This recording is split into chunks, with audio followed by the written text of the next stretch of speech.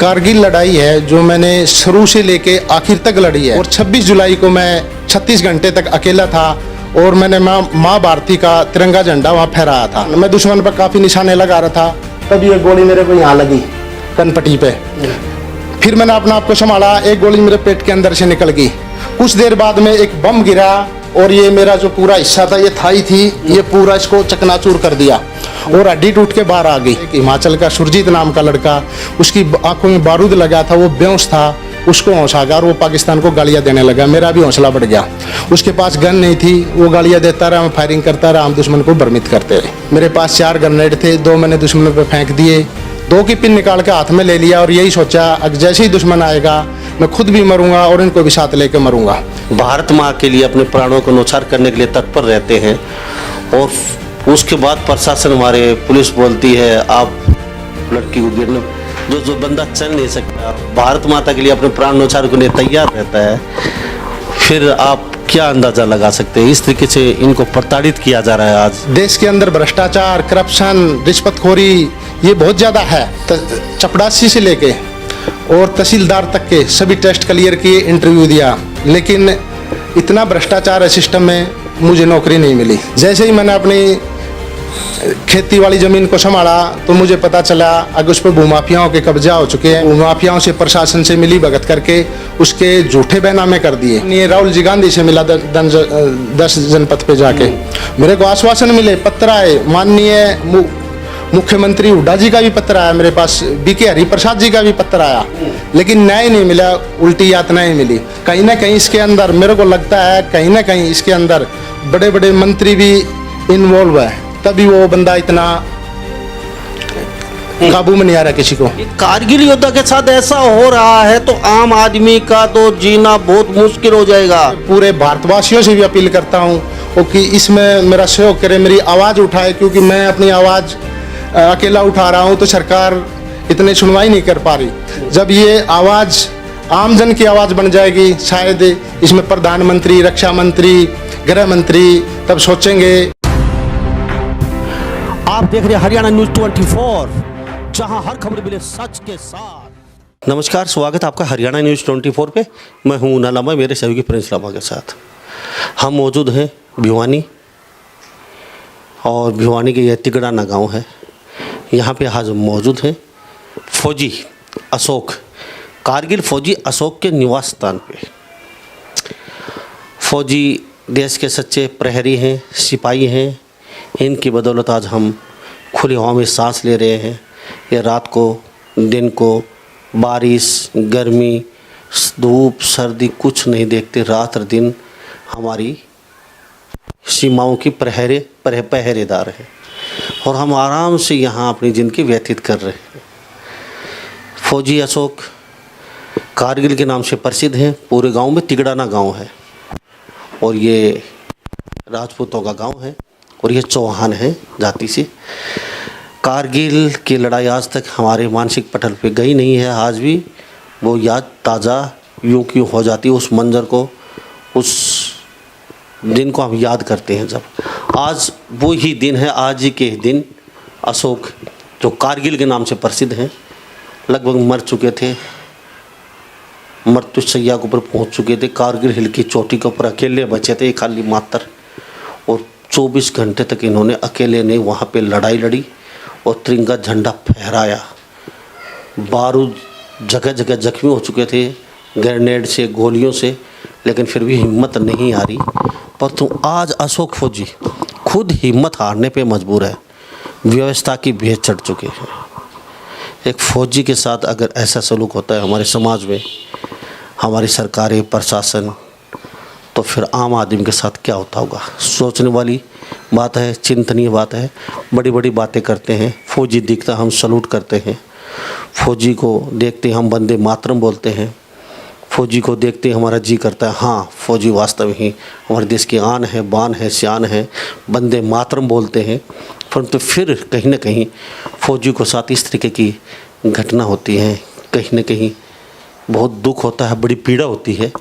इस अशोक फौजी हैं, जगह जगह से जख्मी हैं और कारगिल के बाद इनको छुट्टी दे दी गई थी, रिटायरमेंट हो चुके थे। जगह जगह जख्मी हैं, चल नहीं पाते थे, अपने सैया पे पड़े रहे काफ़ी साल तक, उसके बाद चलने में समर्थ हुए हैं। परंतु आज ये व्यवस्था की भेंट चढ़ चुके हैं। 28 एकड़ ज़मीन फारूक नगर के पास इनके दादा परदादाओं की ज़मीन है। उस बेशकीमती ज़मीन पर चंद लोगों ने कब्जा किया हुआ है और वो उसी दम के ऊपर आज फौजी के साथ अन्याय कर रहे हैं। वो फौजी कहीं ना कहीं इनको उस ज़मीन पे पैर तक नहीं रखने दिया जा रहा। काफ़ी दिन से ये लड़ाई लड़ रहे हैं। जो अशोक फौजी आज किसी जगह जाता है, सम्मान से नज़र से देखे जाते हैं, परंतु कहीं ना कहीं व्यवस्था के भेंट हो चुके हैं। फौजी साहब, हरियाणा न्यूज़ 20 में आपका बहुत बहुत स्वागत। नमस्कार जी। फौजी साहब, सबसे बड़ी दुख हुई, बहुत ही चिंतनीय बात है और हमें भी दुख है। हम यहाँ तक पहुँचे हैं तो कहीं ना कहीं हमारी बात दूर तक पहुँचे, आपके साथ प्रशासन, हमारी सरकार कहीं ना कहीं संज्ञान ले और आपका जो अवैध कब्जा करवाया ज़मीन के ऊपर, दादा परदादाओं के ऊपर, वो मुक्त हो चुके। क्या कहेंगे? सबसे पहले मैं आज देश के सभी शहीदों को कोटि कोटि नमन करता हूँ, प्रणाम करता हूँ, वंदन करता हूँ। और मैं आपकी जानकारी के लिए, क्योंकि आज मेरे लिए बहुत यादगार दिन है, मैं आपको बताना चाहता हूँ। जो ये कारगिल युद्ध है, इसकी शुरुआत मेरी बटालियन 16 ग्रेनेडियर ने की थी और 8 मई को सबसे पहले मेरी बटालियन 16 ग्रेनेडियर के 6 जवान शहीद हुए थे, बलिदान किया था। और ये कारगिल लड़ाई है जो मैंने शुरू से लेके आखिर तक लड़ी है और अनेक बार दुश्मन पर हमला करने का मुझे सौभाग्य मिला और बहुत बार मैंने दुश्मन के काउंटर अटैक डिफेंस किए। और मैं विशेष रूप से उस युद्ध का जिक्र करूंगा। 26 जुलाई को अपना ये देश ऑपरेशन विजय दिवस मनाता है और मैं मानता हूँ मैं ऐसा सौभाग्यशाली आदमी हूँ, बम गोलियों से जख्मी होने के बाद भी आज ही के दिन ये लड़ाई लड़ी गई थी। और 26 जुलाई को मैं 36 घंटे तक अकेला था और मैंने माँ भारती का तिरंगा झंडा वहाँ फहराया था। 24 जुलाई को हमारे अधिकारियों ने आदेश दिया था, 30 अधिकारियों की टीम टाइगर हिल से आगे LOC पर 5363 शेडल रिज नाम की चोटी अंतिम चोटी थी और वो निर्णायक लड़ाई थी। हमारे को आदेश दिया कि इस पोस्ट को खाली करवाना है। जैसे ही जाके हमने दुश्मन पे हमला किया, दुश्मन में भगदड़ मच गई और दुश्मन वहाँ से भाग खड़ा हुआ और हमने अपने अधिकारियों को वायरलेस सेट पे सूचना दे दी, हमारे को बधाइयाँ मिलने लगी। लेकिन जैसे ही 25 जुलाई की सुबह हुई, हम हैरान थे। हम 3 तरफ से पाकिस्तान से घिर चुके थे। सामने पाकिस्तान का बेस कैंप था, वहाँ उनके हेलीकॉप्टर से 200-250 कमांडो ड्रॉप हुए और जो एक रास्ता था जिससे हम आए थे उस पे उन्होंने RT मोटर हैवी हथियारों का फायरिंग शुरू कर दिया। यानी कि हम ये कह सकते हैं कि हम चारों तरफ से घिर चुके थे, हमारे पास कोई मदद भी नहीं आ सकती थी। और जो उनके 250 कमांडो जो लैंड किए थे हमारे सामने, उन्होंने हमारी तरफ एडवांस कर दिया और तीनों तरफ पहाड़ियों पर दुश्मन बैठा हुआ फायरिंग कर रहा था। 30 आदमी थे, मुकाबला 500 आदमियों से था लगभग। जैसे ही वो उनके कमांडो हमारा फायरिंग रेंज में आए, 25 जुलाई आज ही के दिन लगभग शाम को 4 बजे हमने उन पर अचानक धुआंधार फायरिंग कर दी। उनका काफ़ी नुकसान हुआ। फिर वो 2-2, 3-3 के ट्रूप्स बनाकर हमारी तरफ आगे बढ़ने लगे। इस आमने सामने की लड़ाई में मेरे 6 साथी शहीद हो चुके थे, बाकी बुरी तरह जख्मी हो चुके थे और गोला बारूद ख़त्म होने की वजह से मेरे साथी पीछे पोजीशन ले चुके थे। उस टॉप पे हम 4 साथी अभी भी डटे हुए थे और हमने फैसला कर लिया था, आखिरी सांस, आखिरी खून का कतरा तब तक हमारे शरीर में है, हम दुश्मन का मुकाबला करेंगे। और मैं, नसीब, विजेंद्र, ईश्वर दुश्मन पर लगातार फायरिंग कर रहे थे। लेकिन इसी दौरान एक गोली हेलमेट को चीरती हुई विजेंद्र को लगी, एक गोली ईश्वर को लगी, वो बुरी तरह जख्मी हो गए। मैं सीनियर था, मैंने फैसला लिया कि इनको अब नीचे भेजा जाए, लेकिन उन्होंने मना कर दिया। फिर मैंने उनको डराया, धमकाया, सहमति बनी, वो तैयार हुए। मैंने कहा कि नीचे जाओ, बताओ, रीएनफोर्समेंट आएगी। इसी दौरान मैं दुश्मन पर काफ़ी निशाने लगा रहा था, तब ये गोली मेरे को यहाँ लगी कनपट्टी पे। फिर मैंने अपना आप को संभाला, एक गोली मेरे पेट के अंदर से निकल गई। कुछ देर बाद में एक बम गिरा और ये मेरा जो पूरा हिस्सा था, ये थाई थी, ये पूरा इसको चकनाचूर कर दिया और हड्डी टूट के बाहर आ गई। वो साथी मेरे पास डटे हुए थे, उन्होंने मेरे को पट्टी वगैरह बांधी और वो नीचे चले गए। रात काफ़ी गहरी हो चुकी थी, मैं दुश्मन पे रुक रुक के फायरिंग कर रहा था।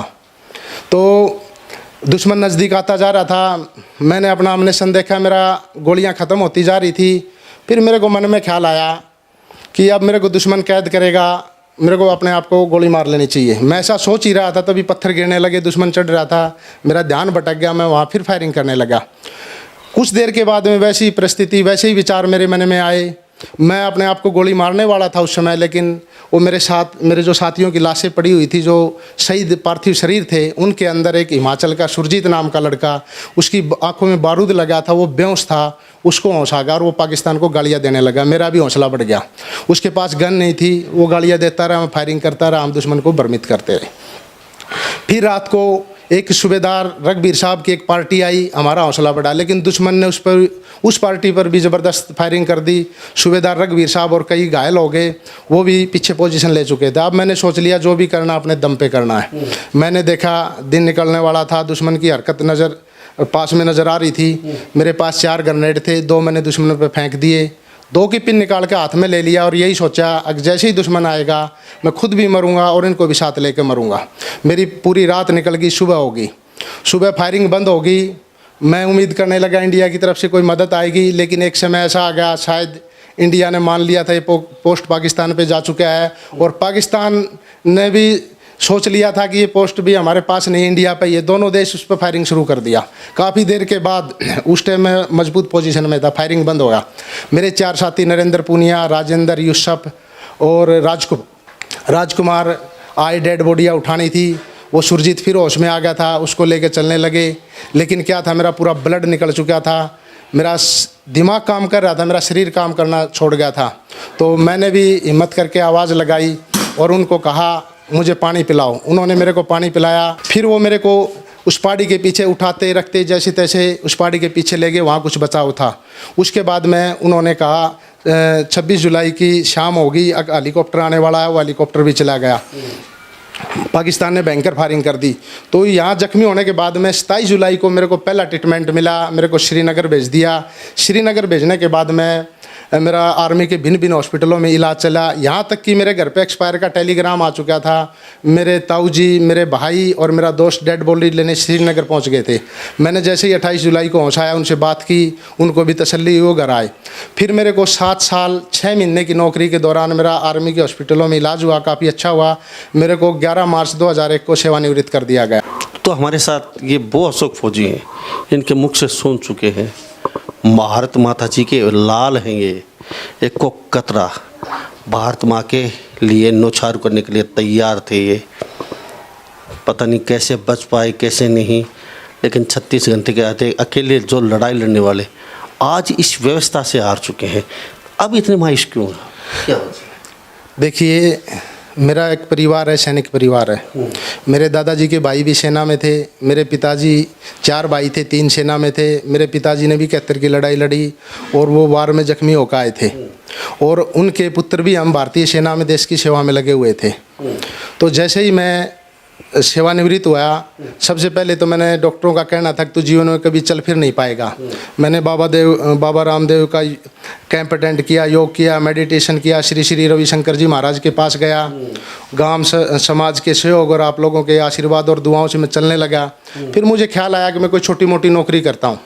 तो मैंने चपड़ासी से लेके और तहसीलदार तक के सभी टेस्ट क्लियर किए, इंटरव्यू दिया, लेकिन इतना भ्रष्टाचार है सिस्टम में, मुझे नौकरी नहीं मिली। उसके बाद में मुझे ख्याल आया कि मेरी दादा लाई ज़मीन है, मैं वहाँ पे हम खेती करेंगे जाके। हाँ, खेती करेंगे, मैं उसको संभालता हूँ। जैसे ही मैंने अपनी खेती वाली ज़मीन को संभाला तो मुझे पता चला अगर उस पर भूमाफियाओं के कब्जा हो चुके हैं। मेरे दादाजी गुड़गांव के हरिनगर के डुम्मा गांव के रहने वाले थे। वो ज़मीन को किसी बंदे को दे के आए थे लिखित में कि हम आएंगे कभी भी इसको ले लेंगे, लेकिन उन्होंने क्या किया, उस ज़मीन को भूमाफियाओं से, प्रशासन से मिली भगत करके उसके झूठे बैनामे कर दिए। तो उसके लिए मैंने सन 2006 में राष्ट्रपति महोदय, प्रधानमंत्री महोदय को एप्लीकेशन लगाई थी कि भाई ये ज़मीन मुझे दिलाई जाए। उसके बाद में तो मेरे ऊपर मुसीबतों का पाट टूट पड़ा। उन्होंने मेरे को झूठे मुकदमे बनाने की कोशिश की, फंसाने की कोशिश की। कई बार मतलब आपको फंसाने की, झूठे हर तरीके से प्रताड़ित किया गया, भाई इसको किसी तरीके से तोड़ा जाए इसको। यहाँ तक कि मेरा छोटा भाई रेलवे में जॉब करता है, वो दिल्ली भिवानी रेलवे स्टेशन में बाइक खड़ा करके जाता है। तो एक बार पुलिस की 6-7 2000 सन की बात है, उस दिन ये अपने ध्यानचंद जी का जन्मदिन था, मेरे को याद है। तो पुलिस की पीसीआर मेरे घर पे आई, इन्होंने आपका बाइक वारदात में था, ऐसे झूठा लगाने की कोशिश की, मोरल डाउन की। लेकिन उसने क्या किया, जो स्टेशन वाला था उसने बताया कि भाई सीसीटीवी कैमरे में ये बाइक कल यहीं था। मैंने कहा तसल्ली होगी पुलिस को। उसके बाद भी उन्होंने बाइक को उठाया। बोले आपकी लड़की गिरने पर? हाँ, मैं बोला क्या मामला है? सर लड़की को चक्कू मारा, मैं चलो उसके पास ले चलो। उसके बाद में उन्होंने क्या किया, सोचने वाली बात है, जो शहीद, लगभग ये शहीद ही कह सकते हैं इन लोगों को, जो चल फिर नहीं सकते, दौड़ नहीं सकते, भारत माँ के लिए अपने प्राणों को न्यौछावर करने के लिए तत्पर रहते हैं। और उसके बाद प्रशासन, हमारे पुलिस बोलती है आप लड़की को गिरने, जो बंदा चल नहीं सकता, भारत माता के लिए अपने प्राण न्यौछावर करने तैयार रहता है, फिर आप क्या अंदाज़ा लगा सकते हैं। इस तरीके से इनको प्रताड़ित किया जा रहा है आज। और ये तिगड़ाना गांव से आते हैं, फारूक नगर में इनकी ज़मीन है। हाँ जी, क्या करें। उसके बाद में मेरे को इतना करने के बाद भी उन्होंने एक रिक्शा बुलाया, बाइक को उठाया, उसमें रखा, मेरे को पीछे बैठाया, जैसे फिल्मों में जुलूस निकालते सायरन बजा के मेरे को रेलवे स्टेशन से लेके थाने तक ले गए। फिर मैंने कहा अगर आप मेरे को छोड़ना मत, मुजरिम साबित कर देना। फिर उन्होंने बोला हम क्या करें, ऊपर से दबाव है, और उन्होंने सॉरी फील किया। उसके बाद मैं भी मेरी परिस्थिति ऐसी नहीं थी कि मैं उनके खिलाफ जाऊं, पुलिस के कोई था नहीं मेरे घर पे, मैं विकलांग था, तो मैंने उस मामले को वहीं छोड़ दिया। उसके बाद में भी कई बार मेरे साथ ऐसी घटना हुई। फिर मैं माननीय राहुल जी गांधी से मिला 10 जनपद पे जाके, मेरे को आश्वासन मिले, पत्र आए, माननीय मुख्यमंत्री हुड्डा जी का भी पत्र आया मेरे पास, बीके हरिप्रसाद जी का भी पत्र आया, लेकिन न्याय नहीं मिला, उल्टी यातनाएं मिली। यहाँ तक कि मेरी जो ज़मीन है, कि जो लोग वो इतने पावरफुल हैं, यानी कि राष्ट्रपति तक को, प्रधानमंत्री तक को भी, मतलब वो उनका रूल फॉलो नहीं करते, उनको वो इतने ताकतवर है वो लोग। बिल्कुल, वो इतने ताकतवर हैं। मेरे दादाजी मुंशी मेहताब, उनके जो विरासत के इंतकाल है हमारे नाम आने चाहिए, और कोशिश की 2003 में हमारे नाम भी वो इंतकाल आ चुके थे, लेकिन 2007 में उन्होंने अदम पैरवी उनको खारिज करवा दिया ताकि मैं दर दर की ठोकरें खाता रहूं। और इसमें आरटीआई से स्पष्ट खुलासा हो चुका है कि भाई मुंशी मेहताब इस ज़मीन के मालिक हैं, और जो बेची जा रही है गलत बेची जा रही है। अभी जस्ट मैंने वो बिक्री कर रहे थे तो एक एप्लीकेशन लगाई, तो रजिस्ट्रार ने उनको रोक दिया, बोला भाई आप लोग गलत कर रहे हैं। अभी फिर डीसी की अदालत में मैं गया, डीसी वो मुकदमा चला, ये अभी की जस्ट लेटेस्ट कॉपी है इसके मार्च महीने की। तो उसमें डीसी साहब ने भी इसमें फैसले में बोला है अपना मैं अभी इसके असली जो मालिक है वो मुंशी मेहताब ही हैं। लेकिन उसके बाद भी प्रशासन की इतनी संलिप्तता है उसके अंदर, मुझे लगा था कि सरकार बदलेगी, शायद हमारे दिन भी बदलेंगे, कोई न्याय देगा। लेकिन मैं धन्यवाद देना चाहूँगा आज जो वर्तमान वहाँ के डीसी महोदय हैं उनका, क्योंकि इससे पहले तो मेरे को न्याय नहीं मिला, लेकिन उन्होंने हिम्मत दिखाई। लेकिन वो इतने पावरफुल हैं, इतनी अप्रोच है उनकी, अब भी वो कोशिश कर रहे हैं कि किसी तरह इसको फैसले को वापस अपने पक्ष में ले जाने की। अशोक जी, कभी आप मोदी जी के पास लेटर डाला हमने? हाँ, या अमित शाह जी के पास डाला हो? क्योंकि वो बहुत ही एक अच्छे नेता हैं और हमारे भारत के प्रधानमंत्री हैं, देश के लिए कुछ कर रहे हैं, तो कभी उनसे मिलने की कोशिश किया, उनके पास पत्राचार किया, आपकी सुनवाई हुई क्यों नहीं हुई? क्योंकि आपकी सुनवाई नहीं होगी तो आम जन की क्या सुनवाई होगी? आम जो व्यक्ति है वो कहाँ जाएगा, क्या करेगा? एक कारगिल योद्धा, ये कारगिल योद्धा के साथ ऐसा हो रहा है तो आम आदमी का तो जीना बहुत मुश्किल हो जाएगा। शायद ही हमारी बात मोदी तक भी पहुँचे, मुख्यमंत्री तक पहुँचे, मनोहर लाल जी तक, दुष्यंत चौटाला तक हमारी बात जाए, अमित शाह तक पहुँचे, तो इस फौजी की ज़रूर सुनी जाए। आज फौजी बहुत दुखी है, फौज में आप सहारा देते हैं, अच्छा खाना पीना, अच्छी व्यवस्था है, अच्छा सब कुछ, लेकिन जब फौजी रिटायर्ड आ जाता है उसके बाद इनके साथ क्या क्या किया जाता है? टोल टैक्स पे लगा लो, हॉस्पिटल में लगा लो, बस स्टैंड पे लगा लो, रिक्शे में लगा लो, बस में लगा लो, ट्रेन में, हर जगह फौज के साथ बदसलूकी देखी जा सकती है सरेआम। आखिर हमारी व्यवस्था कब सुधरेगी, हमारी जनता कब सुधरेगी? चंद पैसों के लिए एक फौजी के साथ इस तरह की खुद की ज़मीन उसको खुर्द-मुर्द करने के चक्कर में है, इससे बड़ा और क्या हो सकता है सर? क्या कहीं पे किसी पे आस है आपको? ये सर मैं 2006 से प्रयास कर रहा हूँ और 2006 में मैंने माननीय रक्षा मंत्री, प्रधानमंत्री, राष्ट्रपति, मुख्यमंत्री, यहाँ तक कि डीसी, मैंने सबको पत्र व्यवहार किया। उसके बाद में 14 में जैसे सरकार बदली, मैंने कुछ साल देखा लेकिन वो सिस्टम नहीं बदला। फिर मैंने वेट किया। अभी मैंने हाल में माननीय प्रधानमंत्री मोदी जी, गृह मंत्री जी, माननीय रक्षा मंत्री जी, माननीय मुख्यमंत्री जी, डीसी जी, तहसीलदार जी, सबको मैंने पत्र लिखा है और मैं लगातार लिख भी रहा हूँ, लेकिन मेरे को अभी तक कोई न्याय नहीं मिला है। अब अच्छा, मोदी जी के पास, अमित शाह के पास, गृह मंत्री के पास आपने कब लेटर लिखा? ये अभी जो 2019 में जो सरकार आई उसके बाद में मैंने सबसे, इस नई सरकार से भी पत्र व्यवहार किया। क्या रहा? थोड़ा बहुत कहीं आसपास? हाँ, एक दो मेरे पास पत्र आया है और उन्होंने लिखा है मेरे पास है कि भाई इसके प्रशासन को लिखा है कि इस पूरे मामले की जांच करवा के अति तत्काल कार्रवाई की जाए। ये पत्र मेरे पास 2006 से कंटिन्यू आ रहे हैं। एक पत्र आता है अति तत्काल कार्रवाई, लेकिन कार्रवाई होती नहीं। सच्चाई तो ये है। आस है किसी? देखिए, मैं फौजी आदमी हूँ, मैंने सेना में सीखा है आखिरी सांस, आखिरी खून की बूंद है, तब तक मैं न्याय से लड़ूंगा, कभी हिम्मत नहीं हारूंगा, झुकूंगा नहीं। तब तक मेरे अंदर दम है, मेरे अंदर सांस है, मैं लड़ूंगा। क्योंकि मैं मानता हूँ आज़ादी के इतने वर्षों के बाद भी देश के अंदर भ्रष्टाचार, करप्शन, रिश्वतखोरी ये बहुत ज़्यादा है, लेकिन किसी न किसी को तो आगे आना पड़ेगा। और मैं विशेष करके पूरे भारतवासियों से भी अपील करता हूँ वो कि इसमें मेरा सहयोग करें, मेरी आवाज़ उठाए, क्योंकि मैं अपनी आवाज़ अकेला उठा रहा हूँ तो सरकार इतनी सुनवाई नहीं कर पा रही। जब ये आवाज़ आमजन की आवाज़ बन जाएगी, शायद इसमें प्रधानमंत्री, रक्षा मंत्री, गृह मंत्री तब सोचेंगे।